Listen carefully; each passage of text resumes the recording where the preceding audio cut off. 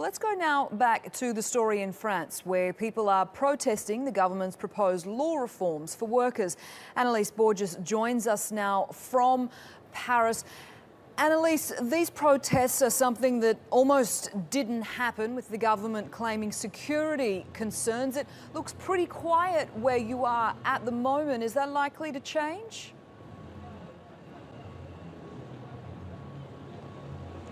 Well, indeed, there aren't that many people behind me, but around us, there's quite some people already here at Place de la Bastille. They've been gathering here for the past hour or so, but the march is not supposed to start until 2 p.m. local time, 12 GMT, so there's still some time.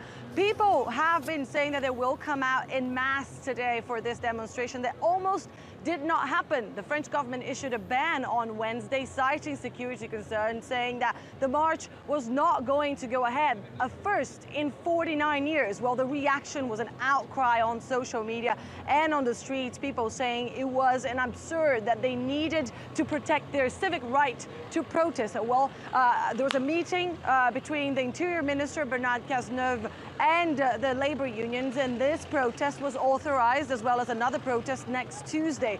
Here in France, people have been taking to the streets for the past 3 months to try to put pressure on the government of François Hollande so that he modifies this proposed bill, this proposed labor bill, to reform the labor market. And Anelise, as you rightly point out, this has been a huge story in France. But for other people who may be new to this story, can you explain what exactly François Hollande is trying to achieve with these proposed legislation changes?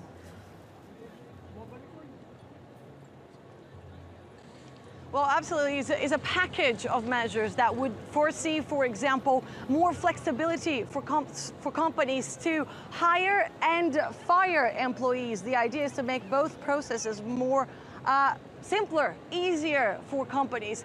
The companies would also get more flexibility in terms of discussing pay and working hours directly with workers. The maximum 35-hour week, which has been highly regulated, highly protected here in France, that would also be relaxed, and companies would be allowed to ask their employees to work longer hours, a maximum of 46 hours per week. Well, the government insists that this is the only way to tackle unemployment, which is currently at 10% here in France, and make French companies more competitive.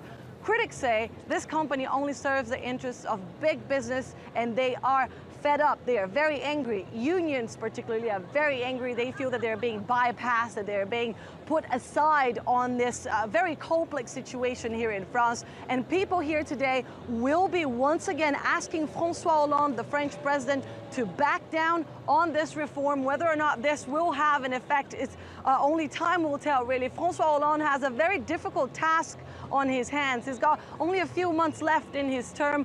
Very, very unpopular president, the least popular president in the history of the Fifth Republic. Anelise, it sounds like it's going to get very crowded very soon where you are. Thank you so much for joining us. Anelise Borges in Paris.